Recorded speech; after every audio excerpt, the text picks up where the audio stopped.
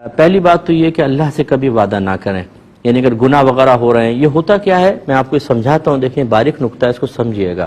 جب انسان سے مسلسل گناہ ہوتا ہے نا تو وہ مطلب اپنی نگاہوں میں ذلیل ہوتا ہے، کمتر ہو جاتا ہے، حقارت محسوس ہوتی ہے، ذلت محسوس ہوتی ہے، اور نفس کو عزت پسند ہوتی ہے۔ تو لہٰذا نفس جب بار بار آپ خود کو انسان ذلیل محسوس کرتا ہے تو نفس کو ہوتی ہے تکلیف، تو وہ اس ذلت کو عزت میں بدلنے کے لیے اور اس کیفیت سے باہر نکلنے کے لیے کوئی نہ کوئی مشورہ دیتا ہے، جس میں سے ایک مشورہ یہ بھی ہے کہ وہ کہتا ہے تم اللہ سے وعدہ کیوں نہیں کر لیتے؟ ہم سمجھتے ہیں کہ شاید میں گناہ سے بچنے کے لیے کر رہا ہوں، لیکن حقیقتاً یہ نفس و شیطان کی چال ہوتی ہے۔ انہیں پتہ ہوتا ہے کہ یہ توبہ کرے گا، اللہ سے وعدہ کرے گا، پھر بھی ہم اسے گناہ میں لگا دیں گے۔ ہم اللہ سے وعدہ کرتے ہیں، جب وعدہ کرتے ہیں تو وقتی طور پہ ایک سکون سا ملتا ہے، ایک نور سا محسوس ہوتا ہے کہ اب تو وعدہ ہو گیا، اب گناہ نہیں ہوگا۔ اب پہلے تو شیطان نفس پیچھے ہٹ جائیں گے، جب آپ یہ کر لیں گے اچھا اس سے شیطان نفس کو مزہ بھی آئے گا، اس کے بعد پھر وہ اپنی پرانی جبلت اور فطرت پہ لوٹتا ہے اور پھر ہم سے گناہ کرواتا ہے۔ اور جب انسان وعدہ کر کے وعدہ توڑ کر گناہ کرتا ہے تو پہلے سے کہیں زیادہ اس کے نفس، اس کے دماغ پر، اس کی طبیعت پر اور اس کے اعضاء پر برے اثرات مرتب ہوتے ہیں، انسان اور زیادہ ذلت اور پسپائی میں چلا جاتا ہے۔ پہلی بات تو یاد رکھیں اللہ سے وعدہ نہیں کیجیے گا۔ دوسری بات یہ ہے کہ آپ اللہ کی بارگاہ میں کامل توبہ کریں۔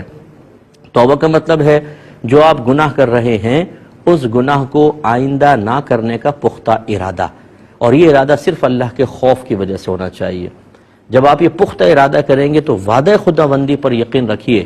وعدہ رسول پر، خبر رسول پر اعتماد رکھیں کہ میرے آقا صلی اللہ علیہ وسلم نے ارشاد فرمایا التائب من الذنب کمن لا ذنب لہ، اپنے گناہ سے توبہ کرنے والا ایسا ہے جیسے اس نے گناہ کیا ہی نہیں ہے۔ ایک روایت میں میرے آقا صلی اللہ علیہ وسلم نے ارشاد فرمایا جو اپنے گناہ سے توبہ کر لے تو وہ گناہوں سے ایسا پاک و صاف ہو جاتا ہے جیسے آج ہی اپنی ماں کے پیٹ سے پیدا ہوا ہے۔ تو توبہ کرنے کا فائدہ کیا ہے؟ یعنی ندامت، شرمندگی کے ساتھ آئندہ یہ گناہ نہ کرنے کا پختہ ارادہ، اور صرف اللہ کے خوف کی وجہ سے آپ کے پچھلے سارے گناہ بخشے جائیں گے۔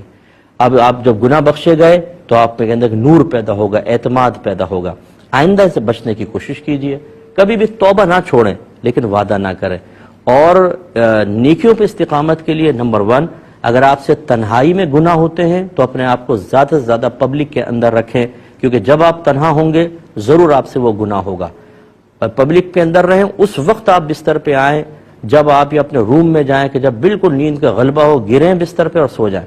یہ آپ کو لڑنا پڑے گا اپنے ساتھ، لڑے بغیر کچھ نہیں ہو سکتا ورنہ نفس و شیطان ایمان تک تباہ کروا دیں گے۔ ایسی اچھی صحبت کے اندر رہیں، نیک لوگوں کے ساتھ رہیں، نعتیں اکثر سنتے رہا کریں، اچھے اصلاحی بیانات، یہ جیسے ہمارے پروگرام میں یوٹیوب کے اوپر آپ کو بہت ساری کلپس مل جائیں گی، ان کو آپ سنیں تو یہ باتیں ذہن میں گھومتی رہتی ہیں، گردش کرتی ہیں، اور ان کی پاکیزگی کی وجہ سے گندگی نکل جاتی ہے۔